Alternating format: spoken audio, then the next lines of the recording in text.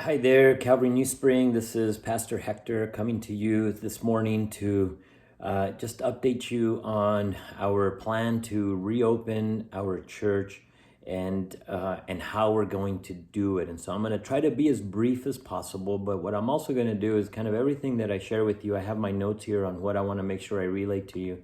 I'll just post them along with this video so that you can kind of see how it is that we're going to do this. But what we have prayed about and what we have decided is to reopen our doors for in-person services on Sunday, June the 7th. And so we're a couple of weeks away for doing this. And you know, in the process and the way that we've come to this decision is by doing two things. One is by a lot of praying and asking the Lord to lead and to guide us. And you need to know this is not a response to the president's announcement to reopen churches. We've been praying for this far longer than that, and I've just been asking the Lord to help us, to lead, to guide us. We have looked for additional space to rent within our facility, which, by the way, we're still looking to pursue. However, I realize we're probably a couple of months out from being able to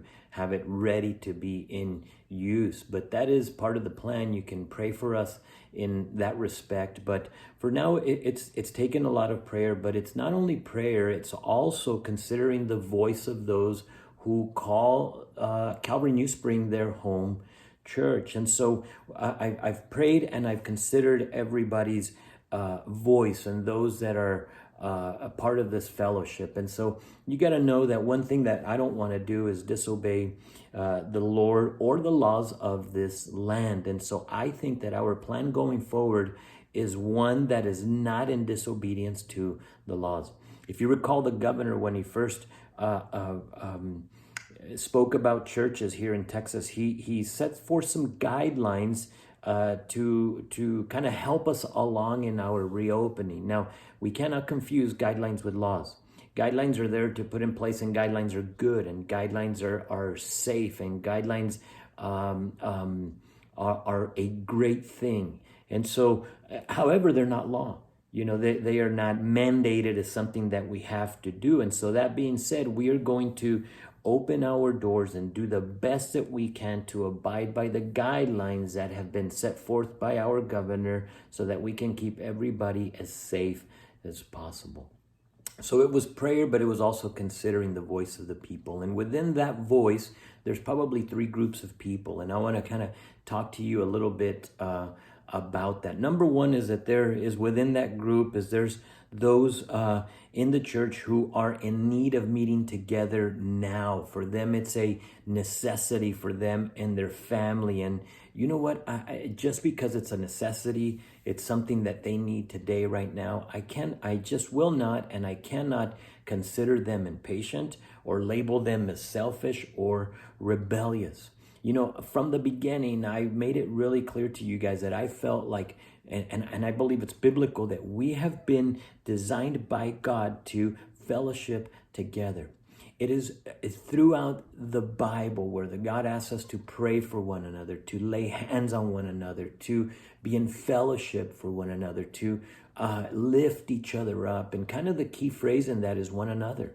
It's impossible to do those things when you're not in fellowship. And so I believe that this thing was temporary, but that God's plan for us from the beginning is that we be in fellowship. I need you to know, if that is you, if you're that person or that family that says, hey, we need to, like, online services are great, online worship is great, but we need to do this in person. I have heard your voice, and thus we have done everything to be able to receive you on Sunday, June the 7th.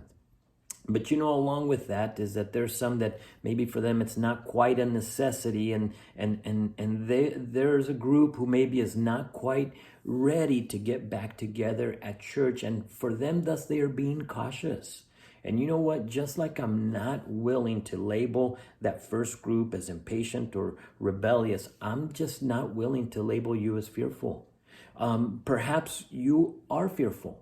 And if you are, and if this thing has got you kind of cooped up in your home and you're fearful of going out and getting this disease, hey, I just trust that the Lord is going to help you with that along the way, that He's going to just get you through it. And, it's not my place as a pastor to single you out and to call you fearful. I'm just not going to do that.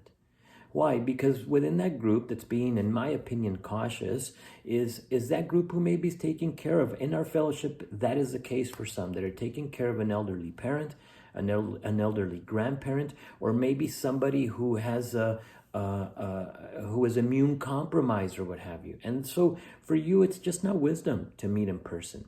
And it's okay. You're being cautious, and I'm okay with that.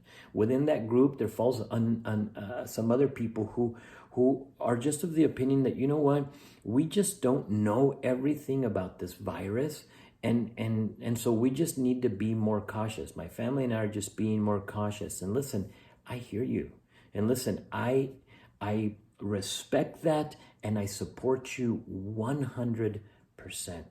You can come back whenever you are ready. We're going to continue to stream our services, and we'll be online and live, and so you can continue to be part of the church there. However, if you find yourself being somebody who maybe is, you would categorize yourself as fearful or just, uncertain about all that, I just want to just exhort you, and I just want you to make sure that you are not substituting in-person services with online services just because it's more comfortable for you. You need to know that you too were designed by God for fellowship. And not only for fellowship, I believe, and this is what you guys know I teach, is that everybody has a place and something that God wants them to do within the body. And so with you not being here as we go forth, and the longer you're out, the more the gaping hole is left there where you need to be, and you need to serve, and you need to be part of what God is doing in the church. And so until then, hey, listen, we'll hold the fort down. We'll do whatever we can with the people that we have, but just don't substitute one for the other just because you say, hey, it's more comfortable, it's easier for me, I'd rather do this in my jammies. Don't do that. Fight against that and pray and ask the Lord to show you. But yet there's still a third group, and that third group is the one who would be considered high risk. Perhaps it's those that they say is over the age of 65, or for you it's a health issue. You kind of fall within that group of illnesses that they say, or conditions, better yet, that are more susceptible to it. Hey, that could be that or something else, and you would be considered high risk. And if that's you, I'm going to ask you to kind of just wait it out a little bit longer, to continue to listen online and be part of the fellowship in that fashion. I have no doubt that soon, and very soon, you will be with us in person again. So if that's you, just sit it out. No worries, no problems. You continue to listen online, and we will be with you no matter what. And so all that being said, here are some guidelines for those of you who are going to join us on June the 7th in person. Number one, we will not be having children's ministry. And so you just need to know that you're going to be sitting with your family, with your kids. And, I believe it's a good thing. I'm praying, and I'm looking at ways that we can maybe provide some kid packs or kid kits or something for your kids to do while they're there. But you know what? I kind of look at it as an opportunity for us to train up our children in how it is that we sit through an entire service. Very soon, they will be having to do that on their own. They'll be having to sit through services as they grow up. And so what a better opportunity for us to leverage what we have before us, which is right now we don't have children's ministry to offer you. And so, or a place, since we're using it for meeting space. And so let's leverage what God has given us for His glory. And so look at it that way. Look at it as the positive and not so much as a negative. Oh, I got to be with my kids through this service. So look at it as a challenge and something that you can speak with your children ahead of time. We're going to have seating in the church in 3 different places. One in the main sanctuary. We removed some chairs to give additional space in between rows.